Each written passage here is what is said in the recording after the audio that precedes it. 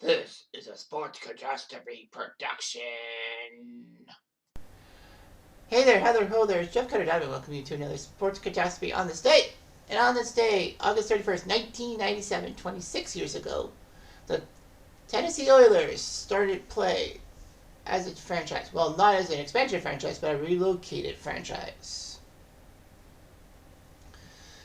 It's strange how I'll be talking about the first game of an NFL team and all that, but it came up, so I'm like, yeah, sure, why not? But anyway, it's the Tennessee Oilers and the Oakland Raiders battling each other. A hard-pressed game. Live from Liberty Bowl Memorial Stadium. And you'd be thinking, Liberty Bowl Memorial Stadium? They played there? Yep, they did. So anyway, the saga of the Tennessee Oilers starts in Houston. They were one of the original members of the AFL, or American Football League, the rival league of the NFL, which actually made the NFL scared after a while. And then by 1970, they decided to merge the NFL and AFL, and the Oilers were in the AFC, which was kind of like the AFL franchises all played in the AFC, but they had to move 3 teams to the AFC from the NFL/NFC, and that would be Pittsburgh, Cleveland, and Cincy. I would like to say Cincy, but I'm wrong. Pittsburgh, Cleveland. Oh yeah, Pittsburgh, Cleveland, and Baltimore, aka the Colts. So anyway, Houston, try as they might, never made the Super Bowl in their tenure as the Houston Oilers. Well, of course, they're named the Oilers because Texas full of oil, eh? Houston had some terrible collapses. People remember the Houston collapse against Buffalo in the wild card round in '93 when they were up 35-3, excuse me. And Buffalo went in overtime, 41-38. But people forget that Houston had a chance to screw over Denver in the '92 playoffs. But unfortunately, Elway let a drive. Sound familiar, Cleveland fans? And got Denver the winning field goal by David Treadwell with 20 seconds left? And people also kind of remember that Houston had a 14-2 mark. They were one of the hottest teams in the NFL for the 93-94 season, and they basically shit the bed on home turf against Kansas City. Joe Montana led the Chiefs to a giant win, and it was the tight end, Keith Cash, who spiked a ball into a caricature of Buddy Ryan in the end zone. Remember that. But anyway, yeah, that was huge for Houston. Let's not forget that 93 Houston season was kind of awkward. If you watch Urinating Tree on YouTube, he's got a great video about the 93 Oilers. Regardless, Houston was faltering. The Astrodome was a decent stadium, but the numbers were dwindling. And let's not forget that Houston, after that '93 season, had to blow up the team because of free agency starting up, and Warren Moon headed to Kansas City. Houston faltered. Steve McNair was a good draft pick by the Oilers, but that couldn't save the team. And there was even a Save the Oilers rally that didn't draw as many people as they thought. Well, of course, Houston needed a new stadium because the Astrodome was antiquated at the time. So anyway, the move went to Tennessee after the 95 season.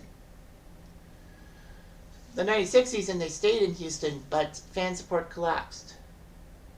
And then they were ready to play in Nashville. They would be called the Tennessee Oilers. Not the Nashville Oilers, or even maybe the...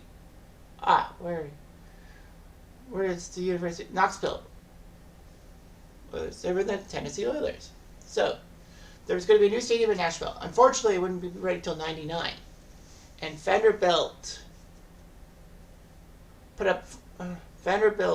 have their stadium, 41,000 people. Vanderbilt was unwilling to permit alcohol sales.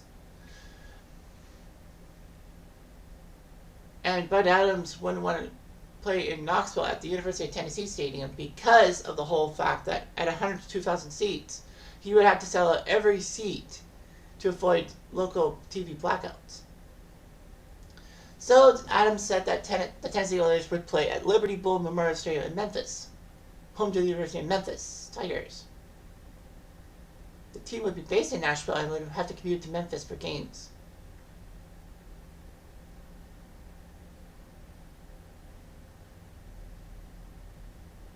Anyway, Memphis fans were not too pleased because, after all, they kept trying to get an expansion franchise, but then they learned that the team would do their practices in Nashville and would head to Memphis, like all that.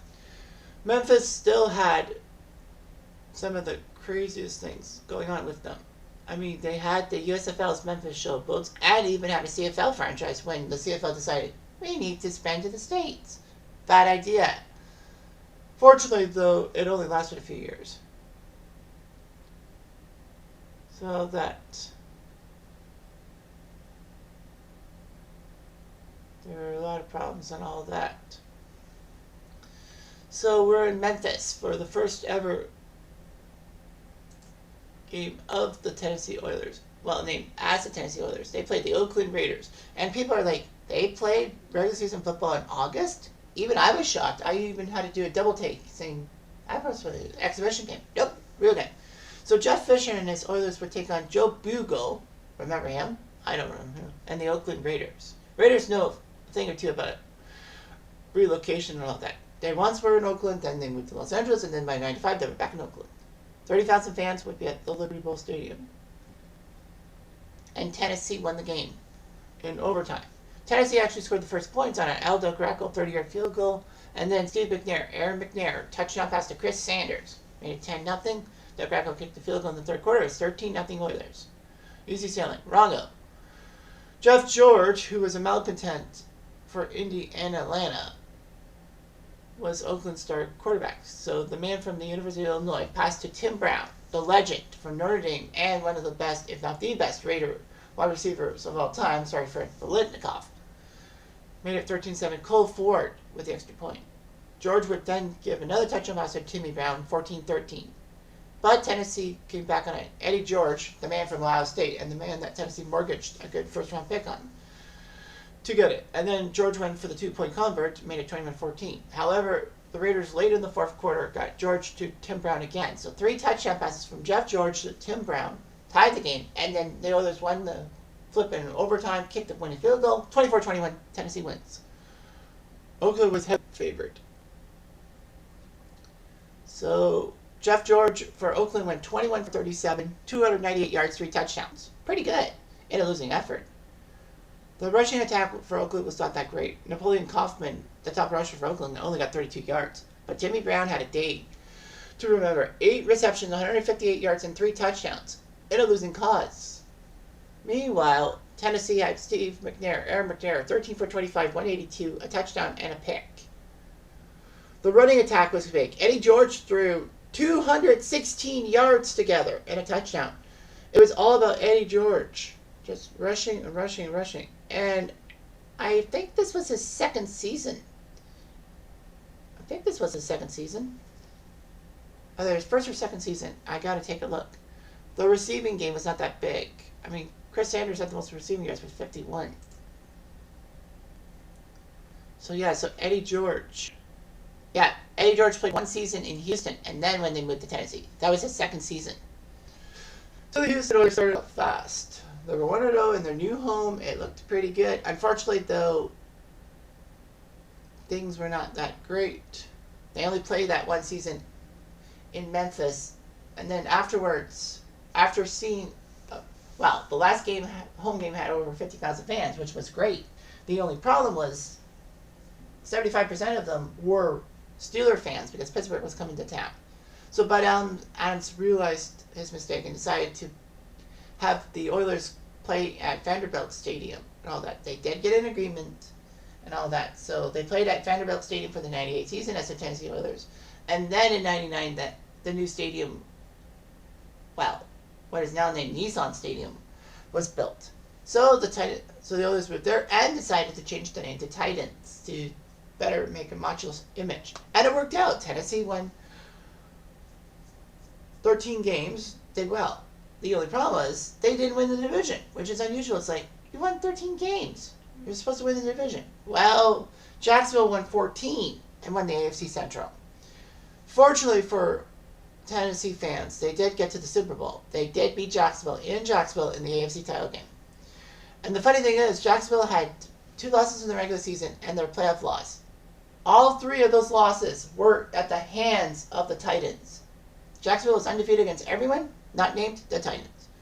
Unfortunately, the Titans will be remembered for missing the touchdown at the end, as they fell 1 yard short thanks to Mike Jones of the Rams. The Titans have been a decent team. They haven't gotten to the Super Bowl since 2000, but they're trying. They really are. Anyway, I'm Jeff Diamond. I do